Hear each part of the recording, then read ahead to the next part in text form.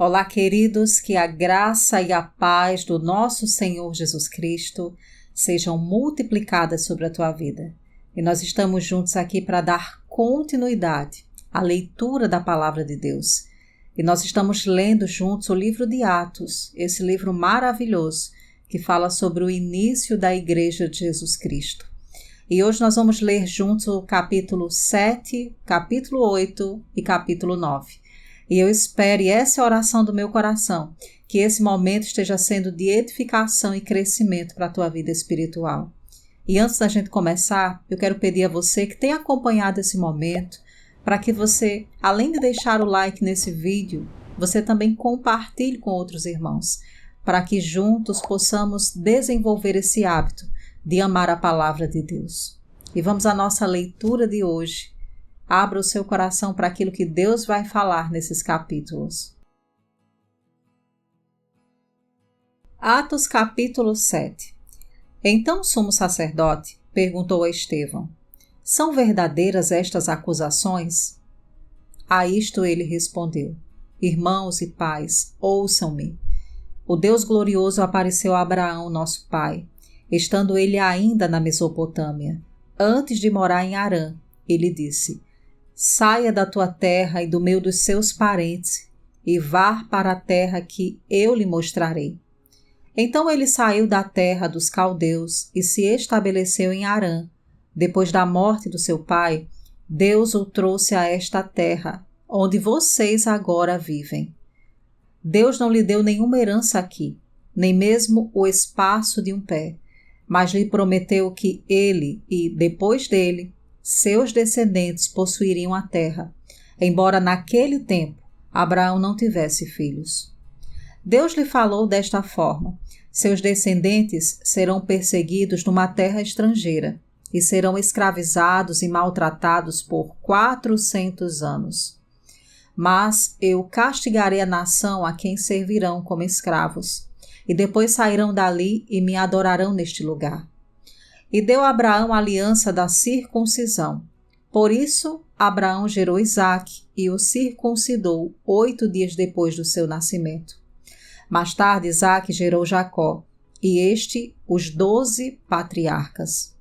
Os patriarcas, tendo inveja de José, venderam-no como escravo para o Egito, mas Deus estava com ele, e o libertou de todas as suas tribulações, dando a José favor e sabedoria diante de Faraó, rei do Egito. Este o tornou governador do Egito e de todo o seu palácio. Depois houve fome em todo o Egito e em Canaã, trazendo consigo grande sofrimento, e os nossos antepassados não encontraram alimento. Ouvindo que havia trigo no Egito, Jacó enviou nossos antepassados em sua primeira viagem.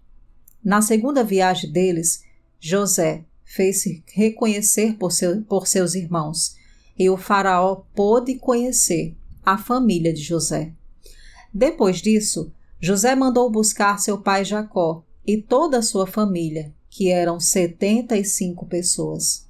Então Jacó desceu ao Egito, onde faleceram ele e os nossos antepassados. Seus corpos foram levados de volta para Siquém e colocados no túmulo que Abraão havia comprado, ali, dos filhos de Amor, por certa quantia.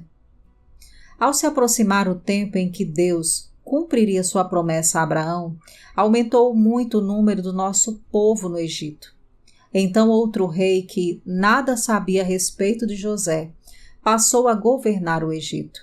Ele agiu traiçoeiramente para com o nosso povo e oprimiu os nossos antepassados, obrigando-os a abandonar os seus recém-nascidos para que não sobrevivessem. Naquele tempo nasceu Moisés, que era um menino extraordinário. Por 3 meses ele foi criado na casa de seu pai. Quando foi abandonado, a filha do faraó tomou e criou como seu próprio filho. Moisés foi educado em toda a sabedoria dos egípcios e veio a ser poderoso em palavras e obras. Ao completar 40 anos, Moisés decidiu visitar seus irmãos israelitas. Ao ver um deles sendo maltratado por um egípcio, saiu em defesa do oprimido e o vingou, matando o egípcio. Ele pensava que seus irmãos compreenderiam que Deus o estava usando para salvá-los, mas eles não o compreenderam. No dia seguinte, Moisés dirigiu-se a 2 israelitas que estavam brigando e tentou reconciliá-los, dizendo: Homens, vocês são irmãos, por que ferem um ao outro? Mas o homem que maltratava o outro empurrou Moisés e disse: Quem o nomeou líder e juiz sobre nós? Quer matar-me como matou o egípcio ontem? Ouvindo isso, Moisés fugiu para Midian, onde ficou morando como estrangeiro e teve 2 filhos. Passados 40 anos, apareceu a Moisés um anjo nas labaredas de uma sarça em chamas no deserto, perto do monte Sinai. Vendo aquilo, ficou atônito e, aproximando-se para observar, ouviu a voz do Senhor. Eu sou o Deus dos seus antepassados, o Deus de Abraão, o Deus de Isaque e o Deus de Jacó. Moisés, tremendo de medo, não ousava olhar. Então o Senhor lhe disse: Tire as sandálias dos pés, porque o lugar em que você está é terra santa. De fato, tenho visto a opressão desse meu povo no Egito. Ouvi os gemidos e desci para livrá-los. Vem agora, e eu o enviarei de volta ao Egito.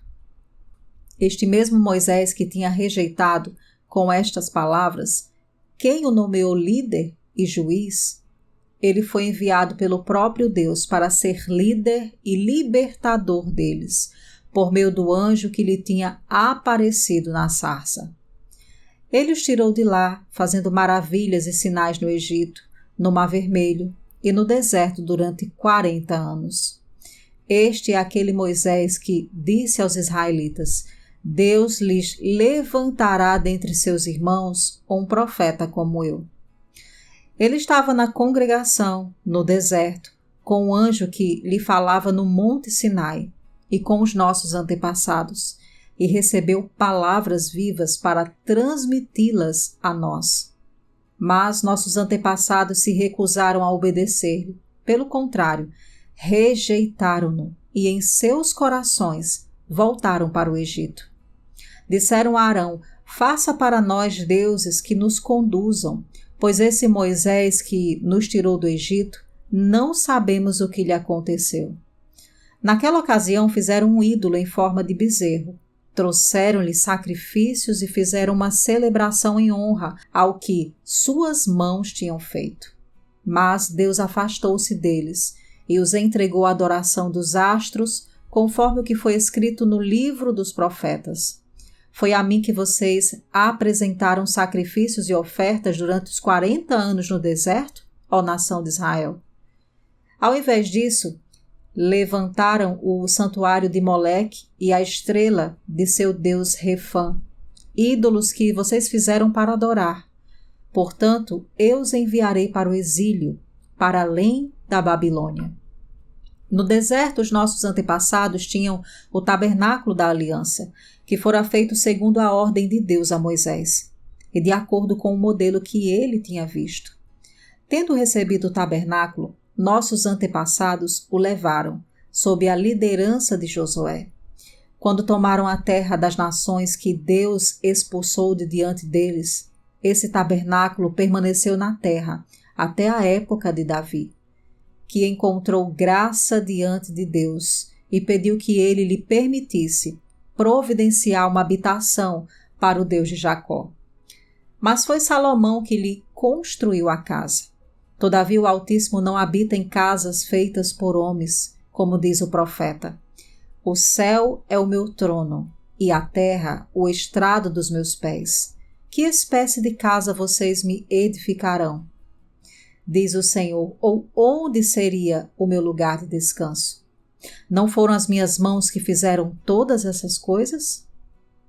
Povo rebelde e obstinado de coração e de ouvidos, vocês são iguais aos seus antepassados, sempre resistem ao Espírito Santo.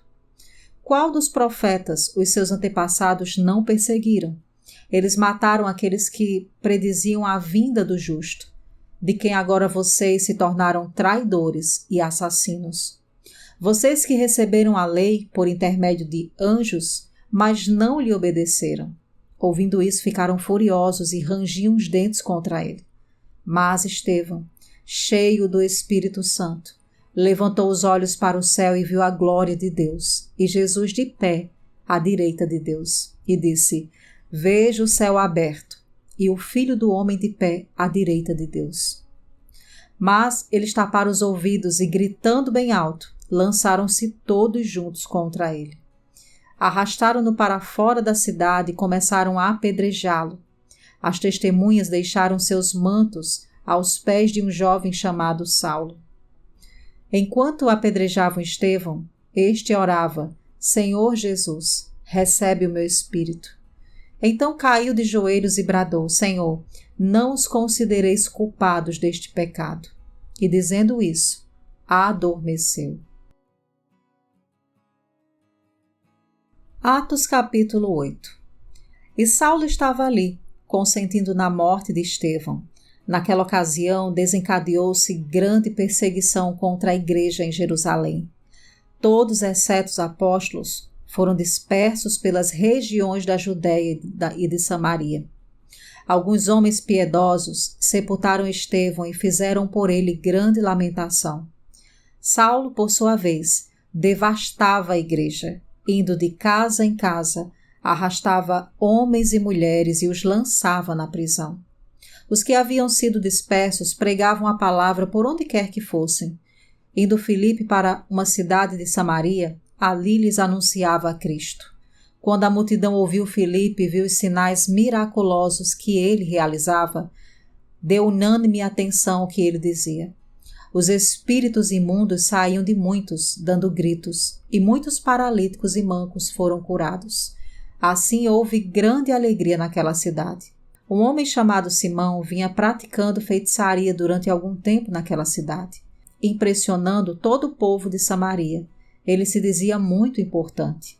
E todo o povo, do mais simples ao mais rico, dava-lhe atenção e exclamava: Este homem é o poder divino, conhecido como grande poder. Eles o seguiam, pois ele os havia iludido com sua mágica durante muito tempo. No entanto, quando Filipe lhes pregou as boas novas do reino de Deus e do nome de Jesus Cristo, creram nele e foram batizados, tantos homens como mulheres. O próprio Simão também creu e foi batizado, e seguia a Filipe por toda parte, observando maravilhados grandes sinais e milagres que eram realizados. Os apóstolos em Jerusalém, ouvindo que Samaria havia aceitado a palavra de Deus, enviaram para lá Pedro e João.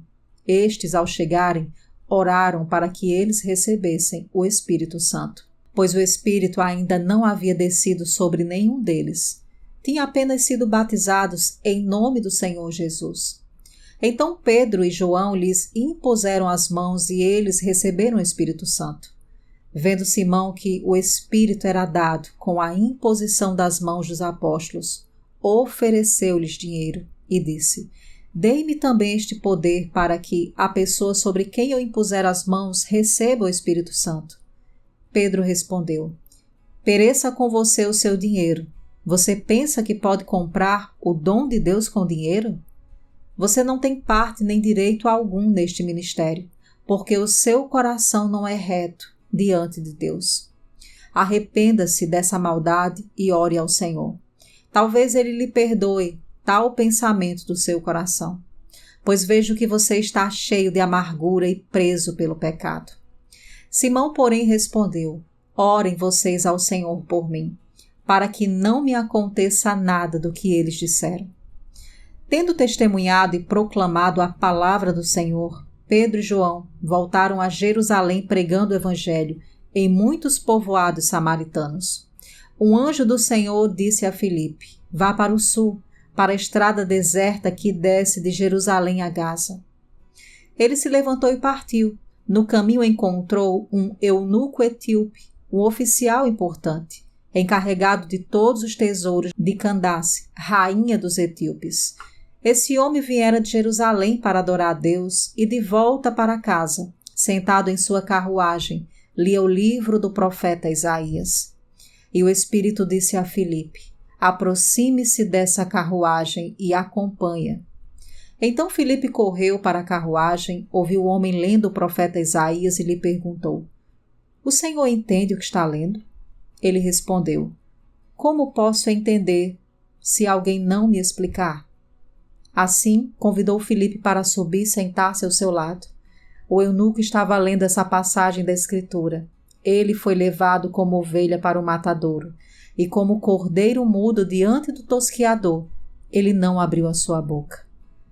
Em sua humilhação foi privado de justiça. Quem pode falar de seus descendentes? Pois a sua vida foi tirada da terra.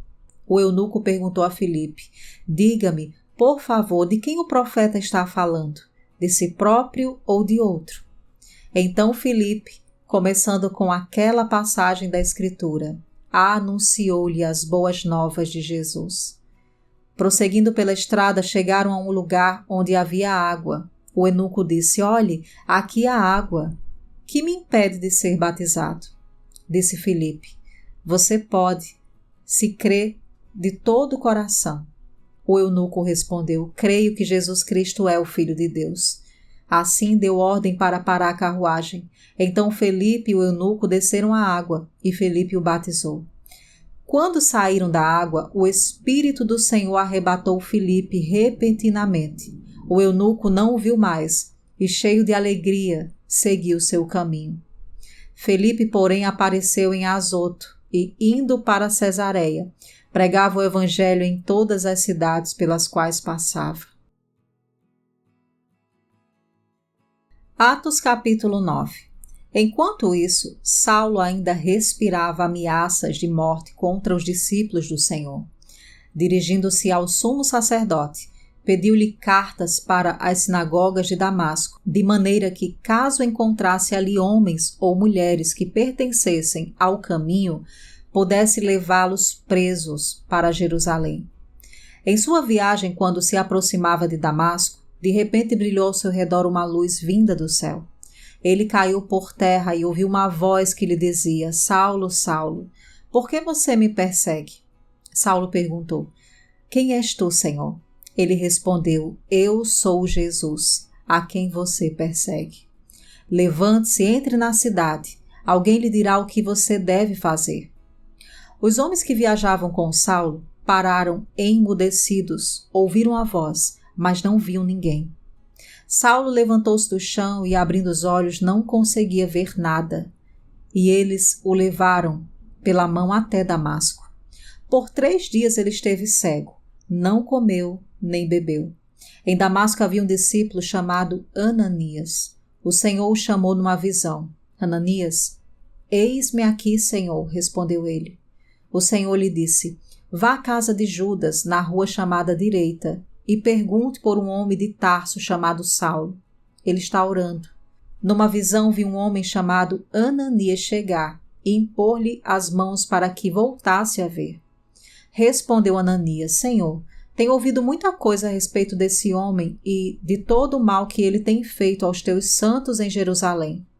Ele chegou aqui com a autorização dos chefes dos sacerdotes para prender todos os que invocam o teu nome.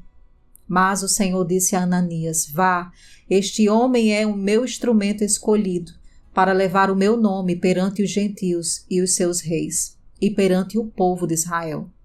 Mostrarei a ele o quanto deve sofrer pelo meu nome. Então Ananias foi, entrou na casa e impôs as mãos sobre Saulo e disse: Irmão Saulo, o Senhor Jesus, que lhe apareceu no caminho por onde você vinha, enviou-me para que você volte a ver e seja cheio do Espírito Santo. Imediatamente algo como escamas caiu dos olhos de Saulo, e ele passou a ver novamente. Levantando-se, foi batizado, e depois de comer, recuperou as forças. Saulo passou vários dias com os discípulos em Damasco. Logo começou a pregar nas sinagogas que Jesus é o Filho de Deus. Todos os que o ouviam ficavam perplexos e perguntavam: Não é ele o homem que procurava destruir em Jerusalém aqueles que invocam este nome? E não veio para cá justamente para levá-los presos aos chefes dos sacerdotes? Todavia Saulo se fortalecia cada vez mais e confundia os judeus que viviam em Damasco, demonstrando que Jesus é o Cristo. Decorridos muitos dias, os judeus decidiram de comum acordo matá-lo, mas Saulo ficou sabendo do plano deles. Dia e noite eles vigiavam as portas da cidade, a fim de matá-lo. Mas os seus discípulos o levaram de noite e o fizeram descer num cesto, através de uma abertura na muralha. Quando chegou a Jerusalém, tentou reunir-se aos discípulos, mas todos estavam com medo dele, não acreditando que fosse realmente um discípulo. Então Barnabé o levou aos apóstolos e lhes contou como, no caminho, Saulo vira o Senhor. E lhe falara, e como em Damasco ele havia pregado corajosamente em nome de Jesus. Assim Saulo ficou com eles e andava com liberdade em Jerusalém, pregando corajosamente em nome do Senhor. Falava e discutia com os judeus de fala grega, mas estes tentavam matá-lo. Sabendo disso, os irmãos o levaram para Cesareia e o enviaram para Tarso. A igreja passava por um período de paz em toda a Judeia, Galileia e Samaria. Ela se edificava e, encorajada pelo Espírito Santo, crescia em número, vivendo no temor do Senhor.